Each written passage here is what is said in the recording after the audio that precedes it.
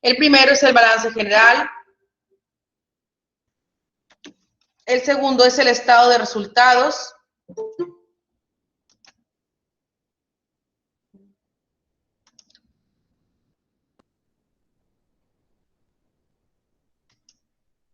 El tercero es el estado de cambios en la variación de cambios en el capital contable. Y el cuarto es el estado de flujo de efectivo. Todos estos estados financieros tienen ciertas normas de presentación y de revelación, y así como el alcance y objetivo que cumplen cada uno de ellos. Este está identificado en las normas de información financiera, que son las normas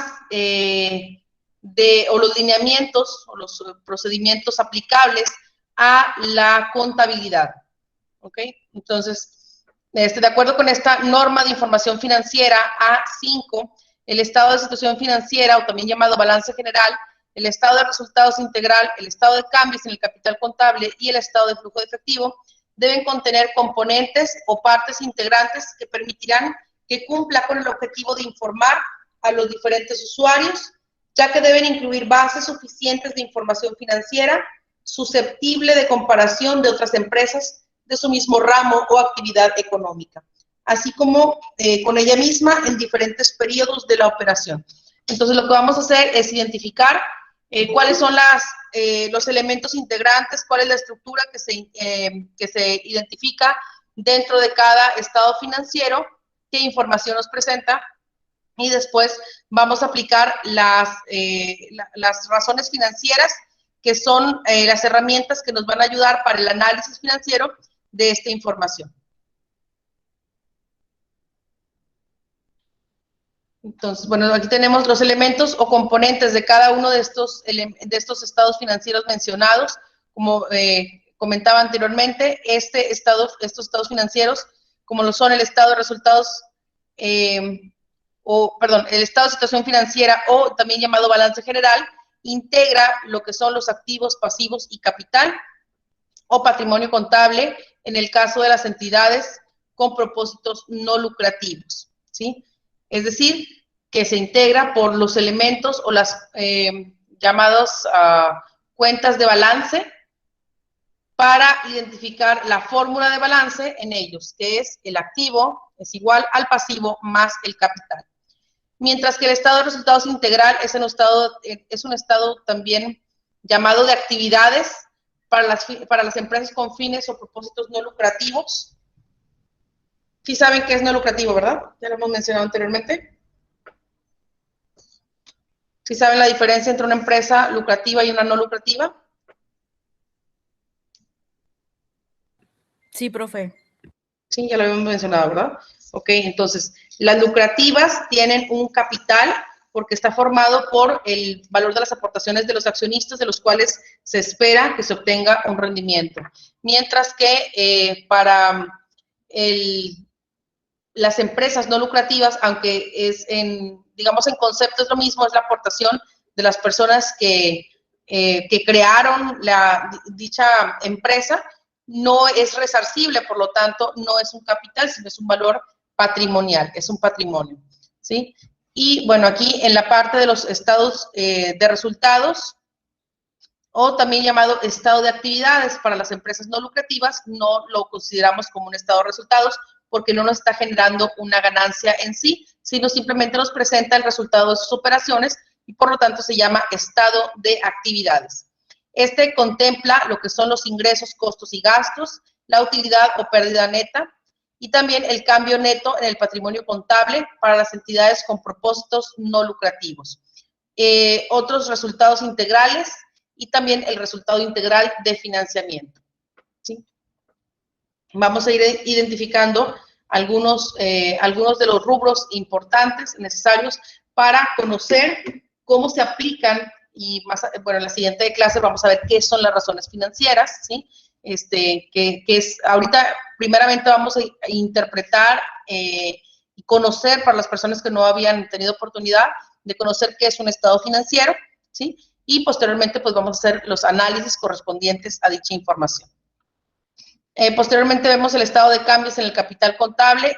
Presenta los movimientos de propietarios, movimientos de las reservas y el resultado integral, mientras que el estado de flujo de efectivo o estado de cambios en la situación financiera nos muestra el origen y la aplicación del efectivo, es decir, de dónde obtuvimos y en dónde se gastó o se aplicó el valor del efectivo de la empresa para determinar su flujo, ¿ok?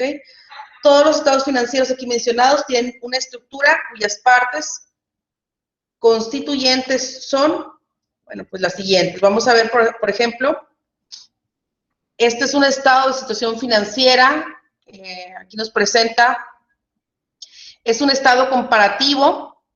Si no habían visto un estado de situación financiera o balance general, este es un estado financiero, ¿sí?, que nos muestra toda la operación que se generó durante un periodo. En este caso dice que es hasta, bueno, en un tiempo, este fue hasta el día 30 de junio del 2011, ¿sí? Y nos muestra los componentes que son los activos distribuidos por circulantes, fijos y diferidos, los pasivos también clasificados por pasivos de corto y de largo plazo, y algunas cuentas de orden.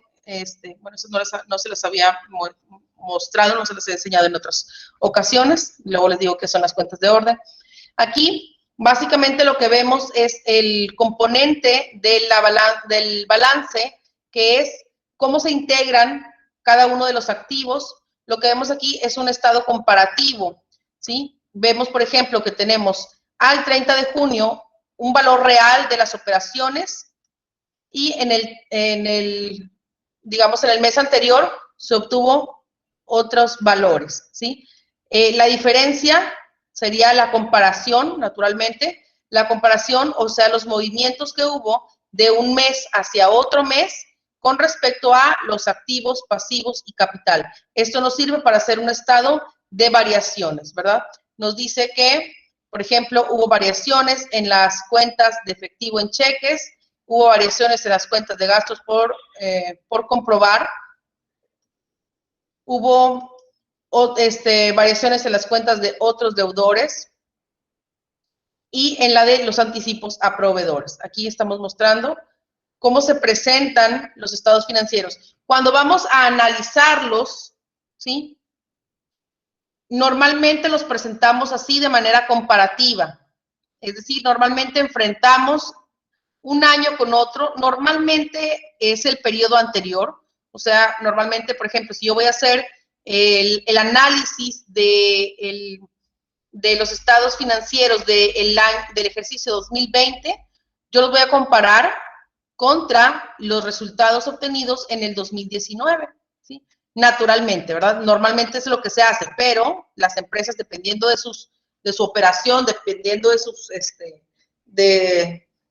de lo que quieran obtener, dependiendo de sus planeaciones, sus proyectos, su control, pues van a decidir qué tipo de comparativos van a hacer. Por ejemplo, en este es de un año anterior, ¿ok? Entonces, estos estados financieros me sirven ¿para qué? Pues para poder conocer el funcionamiento de mi empresa y qué es lo que está aconteciendo con ella, ¿verdad? ¿Por qué está habiendo esas variaciones? O, por ejemplo, si están funcionando algunas decisiones tomadas por la administración, ¿sí? En el sentido de que esté obteniendo, por ejemplo, una mayor ganancia, de que esté obteniendo o que tenga menores costos, o que tenga mayores ingresos, o que esté generando más rendimiento, o que tenga algunos flujos mayores de efectivo, o que esté recuperando más la cartera de clientes, entre muchas otras situaciones, ¿ok? Entonces, esta información, ya después de que procesamos toda la parte contable de inicio, ¿verdad?, que fueron los asientos de las operaciones financieras, los esquemas de mayor, la balanza de comprobación, llegamos a este punto, a conocer cuáles son los resultados o cuál es la acumulación de los estados financieros conocidos como balance general o estado de resultados, ¿sí?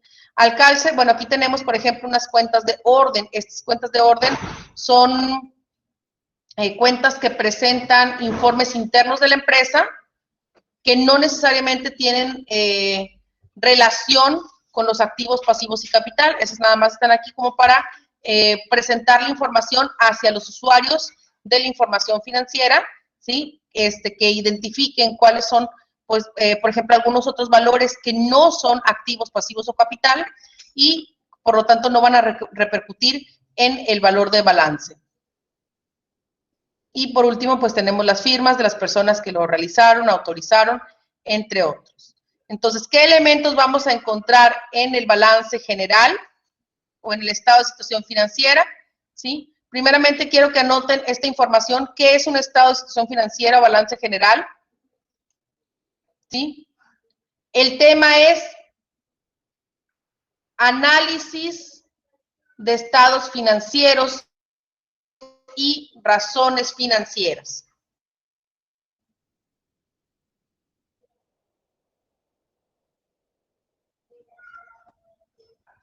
Quiero que tengan la información primeramente de qué es un estado financiero, qué es un balance, ¿verdad? Primeramente, qué es el primer estado financiero que vamos a analizar, cuáles son los elementos que lo integran. Anoten esta información, nada más lo que es el balance, porque es el primer estado financiero que vamos a analizar.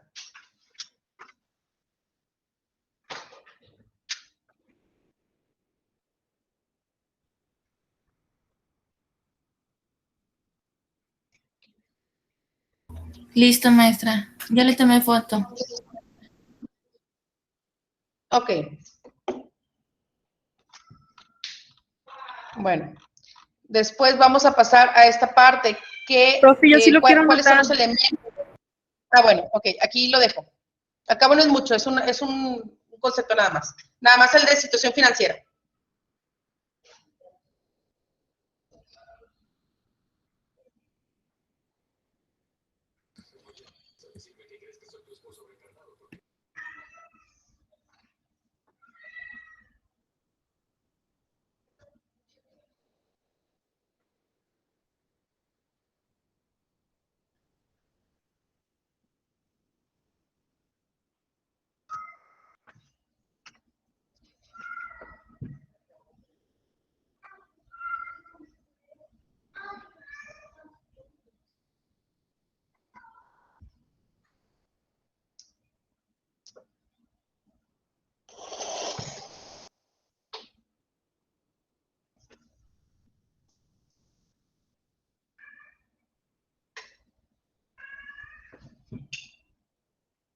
Listo, profe, gracias.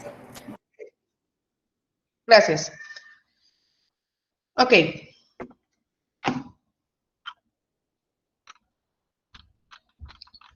Bueno, como les decía, este es un estado, es un balance general, más adelante lo vamos a ver. Este está formado en forma de reporte, sigue una fórmula que es la de activo menos pasivo igual a capital y debe contener el encabezado, que es el nombre de la entidad que ofrece la información financiera, además de la fecha o periodo que corresponde a su presentación. Es decir, por ejemplo, aquí tenemos Instituto Sinaloense para la Educación de los Adultos, ese es el nombre de la entidad, y su periodo de operación es al 30 de junio del 2011, por ejemplo. Los estados financieros se presentan a un periodo determinado, o sea, se presentan así, y una fecha específica, ¿sí? Mientras que hay otros estados financieros que se presentan por periodos, o sea, de un momento a otro momento específico. Este estado financiero se presenta así al 30 de junio.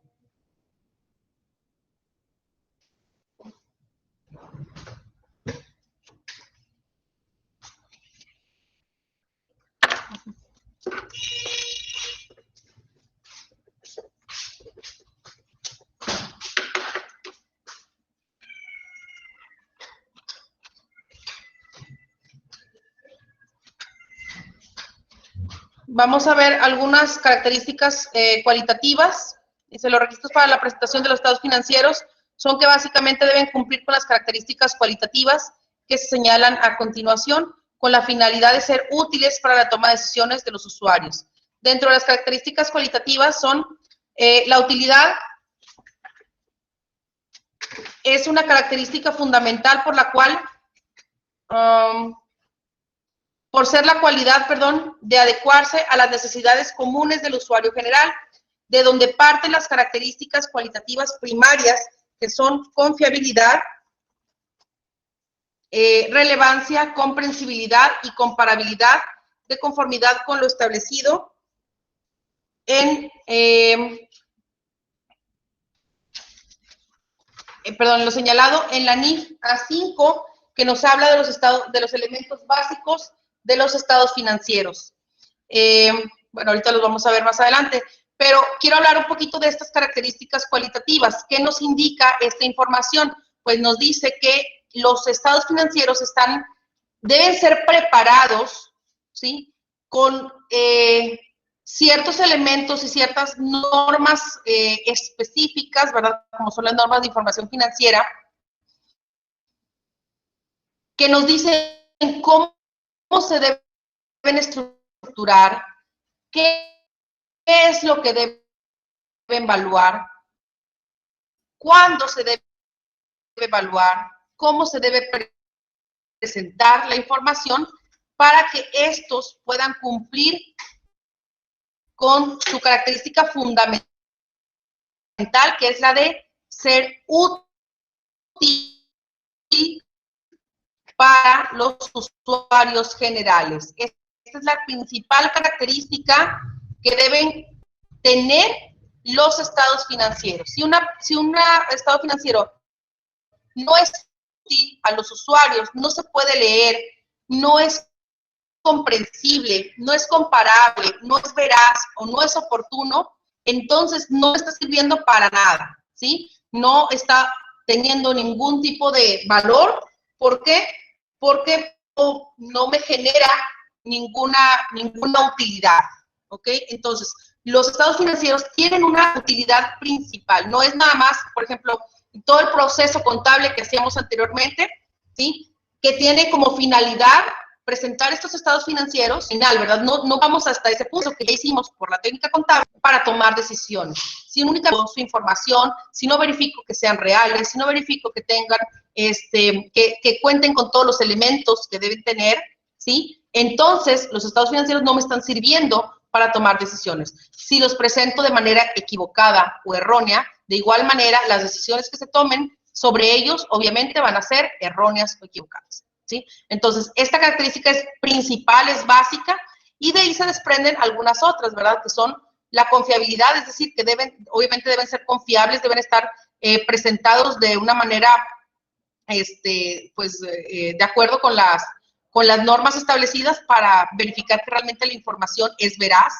Deben ser relevantes, es decir, la información que se presente debe servirme para tomar decisiones. Deben ser comprensivos. Si estos no, digamos, no presentan la información que se requiere o no se presenta de manera estructurada, como se indica por las normas de información financiera, entonces no voy a poder leerlos, ¿sí?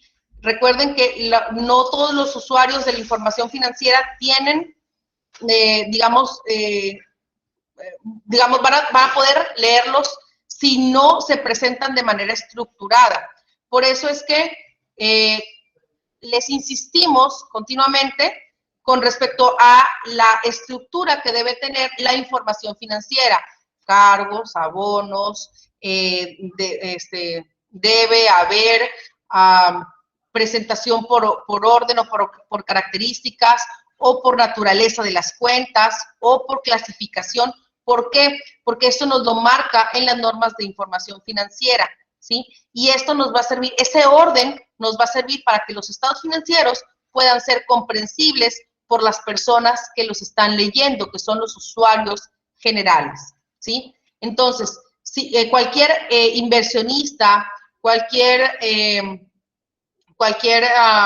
no sé, persona que va a otorgar algún tipo de financiamiento, cualquier tipo de proveedor, un director de la empresa, un administrador, un contador, un auditor, un administrador, un gerente, cualquier persona que los lea debe tener, ¿sí?, debe poder ver las mismas características en los estados financieros ¿Para qué? Para poder encontrar la información que busca adecuadamente y de manera oportuna.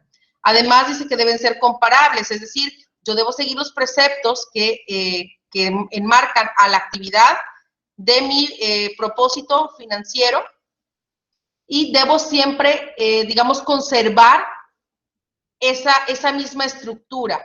Si yo cambio la estructura, por ejemplo, cambio el método de aplicación de costos, si cambio el método de registro, si cambio el método de inventarios de un año para otro, entonces mis estados financieros ya no van a poder ser comparables y se va a perder una de sus características principales, ¿sí? Como les decía anteriormente, los estados financieros deben ser comparables, debo poder ver, por ejemplo, la misma estructura en un año, que es, por ejemplo, con el año anterior. Tienen la misma estructura, ¿sí? Presentan la misma información, pero puede ser comparable porque vemos la variación de sus valores, ¿ok? Si yo, por ejemplo, en un año lo presento de esta manera y el siguiente año primero presento los pasivos y luego el capital y luego presento las cuentas de resultados, pues naturalmente ya no lo voy a poder comparar de la misma manera. No sé si se obtuvo la información en la misma línea, la misma operación. Por lo tanto, va a perder esa característica de comparabilidad. Y por eso insistimos tanto en la información que está presentada, ¿sí? Esta estructura la puedo ver en cualquier estado de situación financiera que yo lea o que yo encuentre. De tal manera que yo puedo encontrar, por ejemplo, claramente que aquí tengo el total de mis activos, que tengo el total de mis pasivos, que esta es una empresa, por ejemplo, yo puedo leer aquí que esta es una empresa de fines no lucrativos porque me presenta un patrimonio, ¿sí? Y que debo, debo identificar las variaciones como el resultado del flujo de su actividad por 1.771.000 pesos de ganancia, ¿sí? Todo eso lo puedo leer dentro de un estado financiero si conozco la información y la estructura que me presenta. Si esto estuviera presentado de manera distinta, ¿sí? Sé hacer estados financieros, si yo sé leer estados financieros, para que cumpla con sus características de información financiera. ¿Dudas hasta aquí, chicos?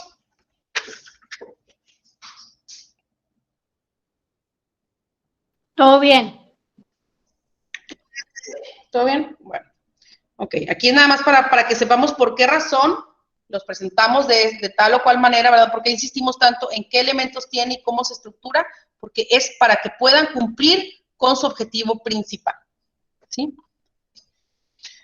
Bueno, algunas de las otras características que vemos en la NIF A1, que nos habla de la estructura de las normas de información financiera, nos dice que deben ser confiables, ¿sí? Son estas características, como les mencionaba anteriormente.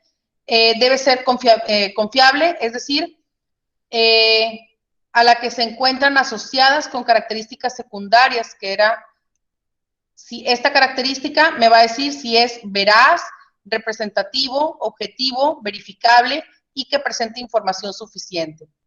La característica de la relevancia, a la que se encuentran asociadas como características secundarias, la posibilidad de predicción, es decir, que me va a permitir hacer proyecciones, hacer planeaciones, hacer presupuestos con esta información, y la confirmación, así como la importancia relativa.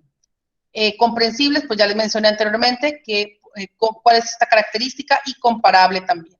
Dice, para ser confiable, la información financiera debe reflejar en su contenido las transacciones, transformaciones internas y otros acontecimientos realmente sucedidos, es decir, que sean veraces, ¿sí? Tener concordancia entre su contenido y lo que pretende representar, es decir, que tengan representatividad. Encontrarse libre de sesgo o prejuicio, quiere decir que no hayan estado modificados, ¿sí? O que no se hayan manipulado de alguna manera para presentar una información distinta de la real, es decir, que deben ser objetivos.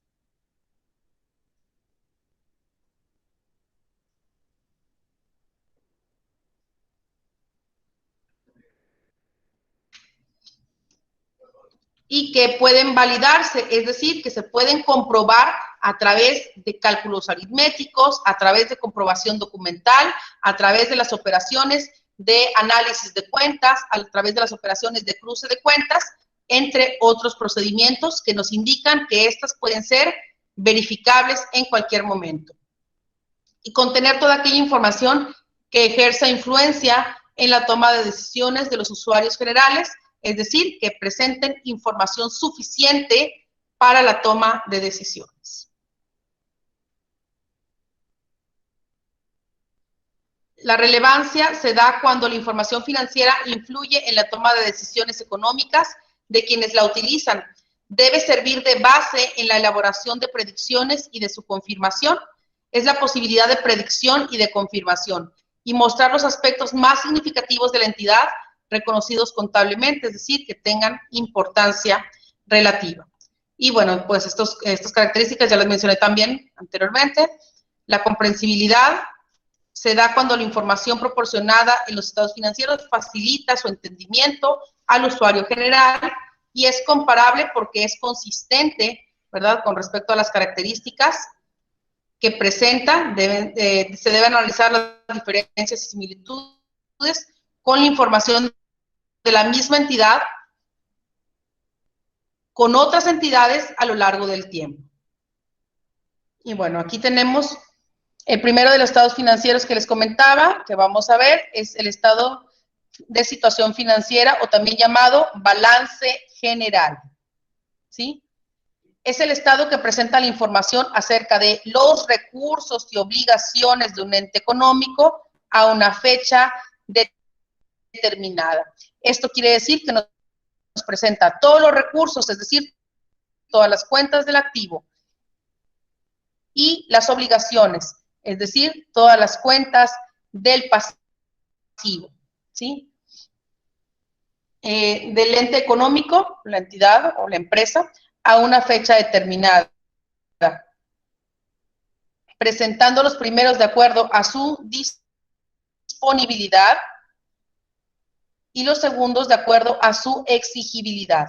Efectivo, antes o más disponibles, segundos de acuerdo a su exigibilidad, es decir, en qué momento o en qué tiempo me van a exigir el pago de esa obligación, o sea, que están determinados por el lapso o el tiempo en que los voy a pagar. Por eso se presentan como pasivos de corto plazo y pasivos de largo plazo, ¿sí? Este estado muestra también la información referente a la inversión de los accionistas, y es decir, que también me muestra el valor del capital o las aportaciones que hacen los socios, los accionistas o los inversionistas para que la empresa opere, ¿sí?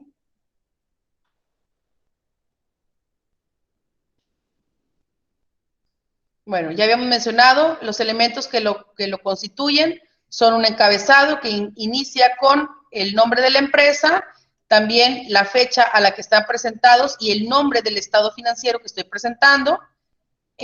Cómo se presentan los valores. Por ejemplo, me dice que en miles de pesos.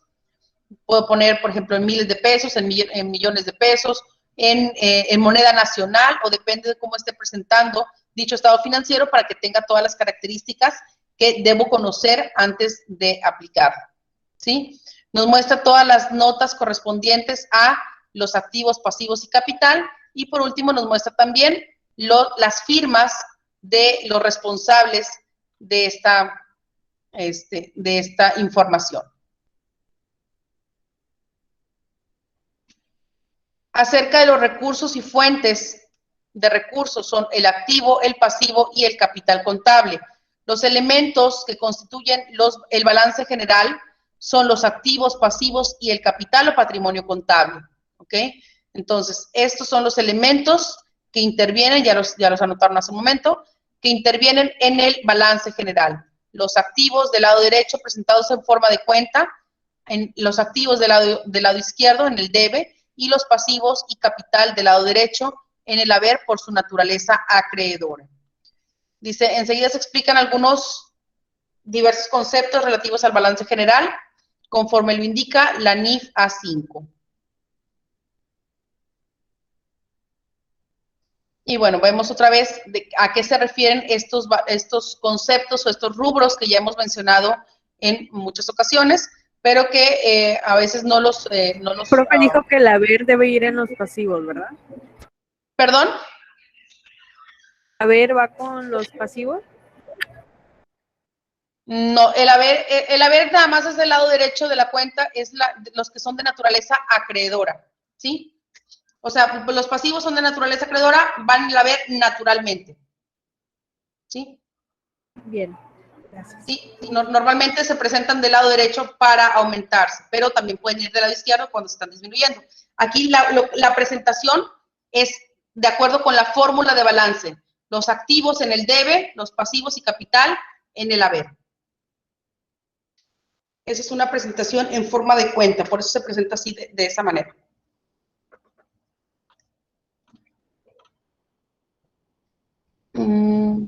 Bueno, vamos a ver qué es un activo, ya lo hemos mencionado también anteriormente, pero vamos a identificar sus características para poder considerarlo como un activo.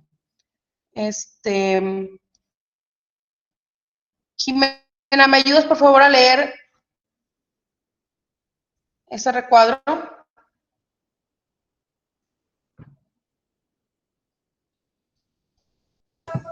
¿El recuadro naranja?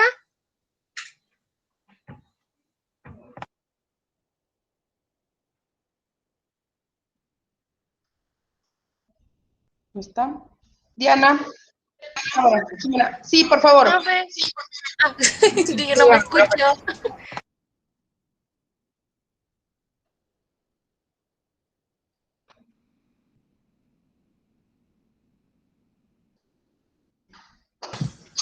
Dice, un recurso controlado por una entidad identificado, cuantificado en términos monetarios y del que se esperan fundamentalmente beneficios económicos futuros, derivado de operaciones y otros hechos ocurridos en el pasado que han afectado económicamente ya los escuché. dicha A ver. entidad.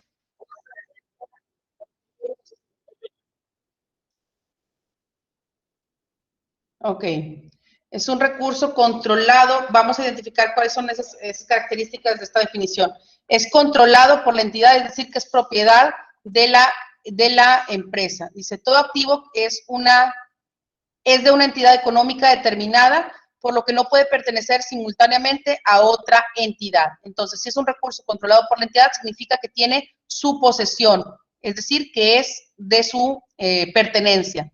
La entidad que lo posee tiene el poder de obtener sus beneficios económicos futuros y de regular el acceso de tercero a sus beneficios. Es identificado cuando se puede distinguir de los beneficios económicos que va a generar a la entidad y cuando el activo puede separarse para venderlo. Es decir, está plenamente identificado y valuado, ¿sí?, dentro de la empresa. También nos dice que es cuantificado porque puede ser valuado en términos monetarios. Un activo debe cuantificarse en términos monetarios con suficiente confiabilidad, es decir, que podemos registrarlo en la técnica o procedimiento contable a través de la evaluación del dicho activo en términos monetarios, o sea, en valores, en pesos, ¿sí? Por eso en la contabilidad siempre registramos en términos monetarios.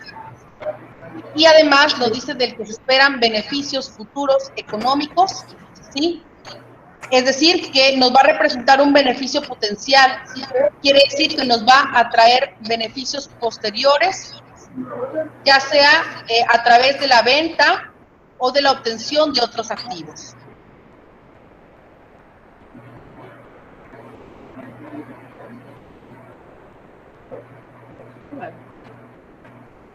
¿Lo vamos a anotar, Mayela? No, esto no.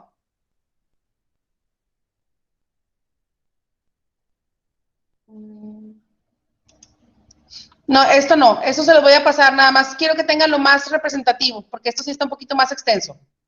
¿Sí? Ok. Vamos a ver más adelante, bueno, cómo se forma el estado de resultados, perdón, el balance general, pero quiero que identifiquen sus características y por qué se presenta de tal o cual manera. ¿Sí? Dice que son beneficios fundamentalmente esperados dice, un activo debe reconocerse en los estados financieros solo cuando es probable que el beneficio económico futuro que generará fluya hacia la entidad. O sea, que yo espero que el valor de los efectivos, que el valor de los activos fijos o que el valor de los activos diferidos me genere un beneficio. Eso quiere decir que es un activo propio de la entidad y que es derivado de operaciones y otros eventos ocurridos en el pasado. Quiere decir que todo activo se reconoce después de una consecuencia de una operación financiera. ¿Cuándo obtenemos un activo? Por ejemplo, puede ser cuando obtenga un financiamiento, es decir, que también se crea a la par un pasivo. Puede ser cuando disminuye otro pasivo, es decir, por ejemplo, cuando compro mercancías y lo pago con efectivo, estoy aumentando mi activo, pero también disminuyendo otra parte de mi activo, ¿sí? O cuando recibo alguna aportación por parte de mis socios, estoy aumentando el activo y también aumentando el capital. Es decir, que todos los activos tienen, digamos, son la consecuencia de operaciones que ocurrieron anteriormente, ¿sí? ¿Por qué? Porque esos fueron los que generaron que yo tuviera esos valores.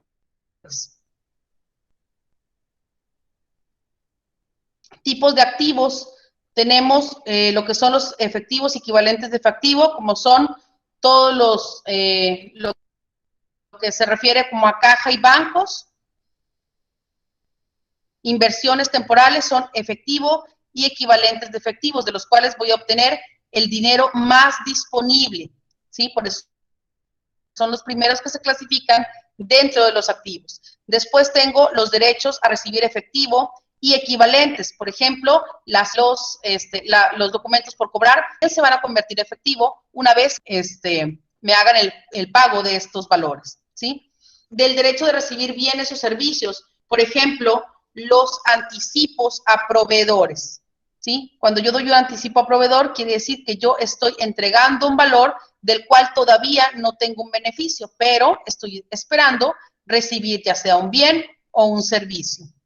También se encuentran los bienes disponibles para su venta o para su transformación, por ejemplo, los inventarios, ¿sí? Ya sea inventarios de materia prima, inventarios de producción en proceso, inventarios de productos terminados, todos esos nos sirven para poner disponibles a su venta o para transformarlos en un producto o un bien distinto y comercializarlo posteriormente para generar ganancias. Después están los bienes destinados a su uso, que son, por ejemplo, todos los activos fijos, por ejemplo, como maquinarias, edificios, equipo de cómputo, equipo de transporte, terrenos, todos esos son bienes que están destinados o que fueron adquiridos con el propósito de utilizarse. Y los que representan participación en el capital de otras entidades, como son las inversiones, ya sea fijas, ¿sí? O las que están destinadas, pues, como las inversiones en valores, cuando adquiero acciones de otra empresa con la obtención de generar algún tipo de rendimiento. Esos son los tipos de activos que puedo encontrar y están clasificados de acuerdo con su naturaleza y sus características. ¿Dudas hasta aquí, chicos? Sí, todo bien.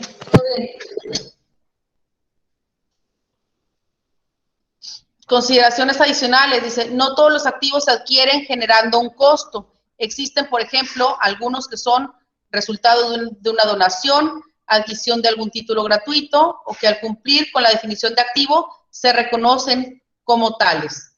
Para reconocer un activo debe atenderse a la sustancia económica y no a la forma jurídica de la operación o de hecho. Es decir, tengo que identificar los postulados básicos que me indican cómo se debe evaluar o cómo se debe reconocer los valores del activo. Por lo tanto, no es esencial que esté asociado a derechos de propiedad legal o que tenga la característica, de ser tangible. También tenemos algunos activos intangibles, como son las marcas, las franquicias, ¿sí? Algunas que me van a generar algún beneficio que no necesariamente es tangible, ¿sí? No necesariamente lo puedo ver, lo puedo tocar, lo puedo determinar sus características, sino que es un beneficio esperado que me va a generar algún otro tipo de bien. La vida de un activo está limitada por su capacidad de producir beneficios económicos futuros, por lo tanto, cuando esta capacidad disminuye o se pierde, se debe proceder a su desconocimiento en el balance general, disminuyendo su valor y reconociendo en el estado de resultados su gasto.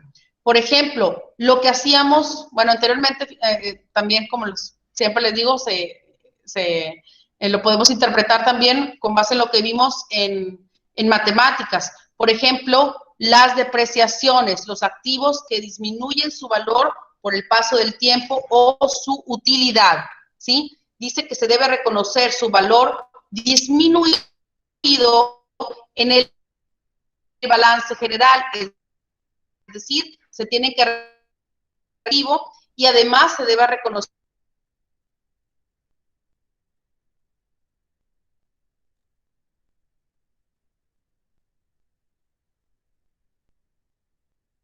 en el estado de resultados. Por eso se manda a resultados cuando se carga o cuando se registra en un ajuste como un gasto. Cuando se queda, digamos, por ejemplo, maquinaria que ya no se utiliza, maquinaria obsoleta, material defectuoso, material que no va a poder venderse, todo eso son activos que disminuyen su valor y que deben reconocerse como tal en los balances generales también. Cuando activo, deberá crearse una estimación. Las estimaciones son conceptos que reducen el valor del activo, por lo tanto, no son activos en sí mismas, aunque están relacionadas.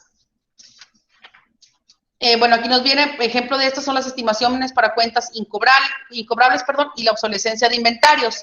Esto lo vimos cuando hacíamos los ajustes, ¿sí? Por eso es el fundamento de cuando hacíamos los ajustes en el primer parcial, cuando determinábamos que teníamos algunas cuentas que no se iban a poder cobrar y se iban a una estimación en las cuentas complementarias de activo y también por obsolescencia de inventarios o por su inmaterialidad de venta. Dice, también es importante señalar que el activo, al presentarse en el balance, se ordena de acuerdo a su disponibilidad, es decir, en cuanto a la facilidad que tenga para ser convertido a efectivo, ¿sí? Sin embargo, aun cuando se respete la clasificación general dada en los párrafos anteriores, es necesario agrupar los activos en dos grandes grupos con el objeto de identificarlos en forma más efectiva. Y es ahí donde identificamos, pues, precisamente a todos los valores de los activos circulantes y los no circulantes. ¿Dudas o comentarios hasta aquí, chicos?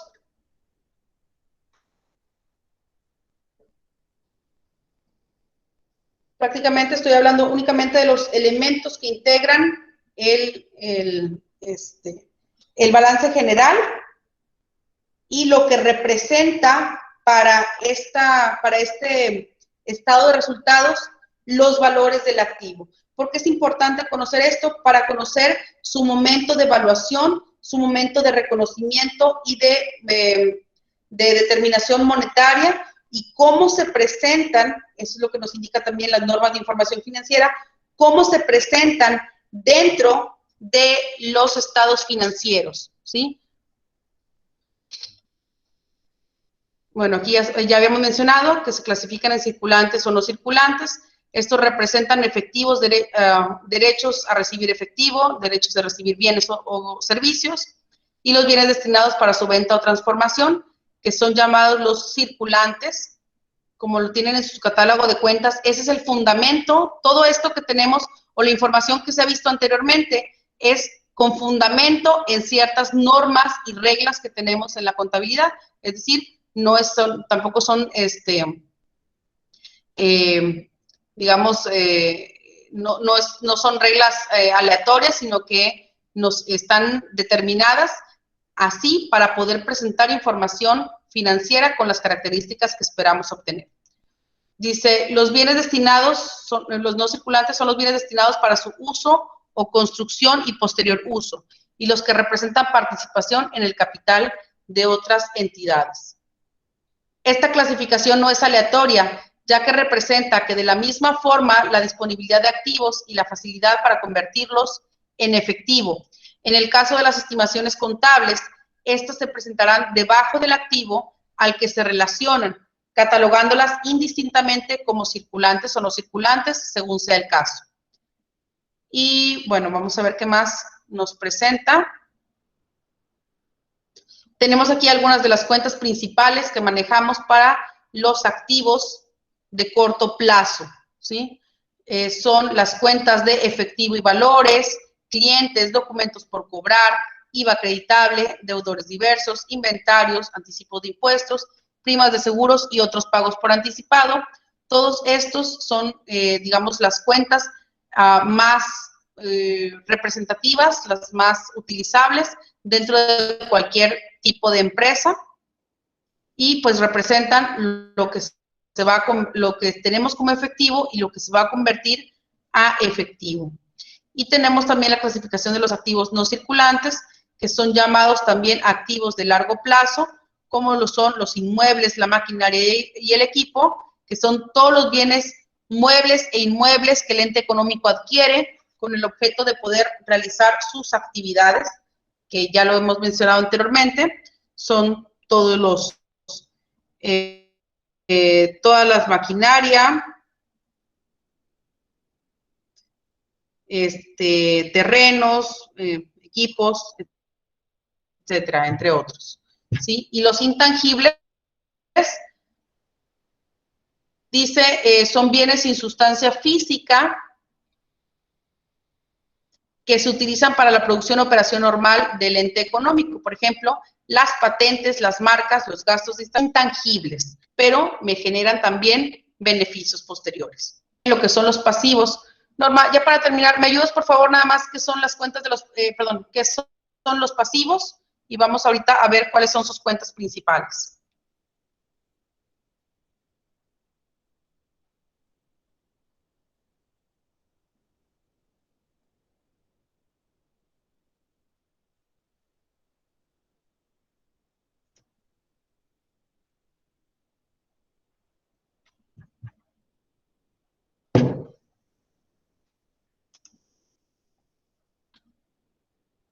No me escucharon yo. Norma, ¿me puedes ayudar, por favor? ¿Quieres que lea el cuadrito amarillo, Mayela? El amarillo. Sí, el amarillo de los Déjame pasivos. un grandecito porque estoy en el celular. El pasivo es una obligación. Déjame moverlo un poquito. Aquí lo veo. Ahí. Ok. Bueno, ya se me Así. cortó. A ver, ahí va.